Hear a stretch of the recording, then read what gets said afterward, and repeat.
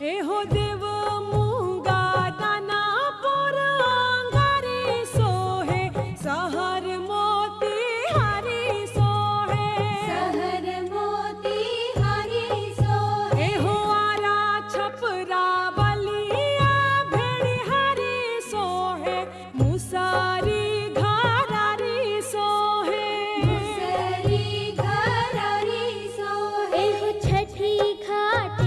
झालर टांगाइल बाटे ठमिया गड़ाइल बाटे हमिया गड़ाइल बाटे एहो सेवकन के भीड़ बटुराइल बाटे बाजा गह गहाइल बाटे बाजा गह गहाइल बाटे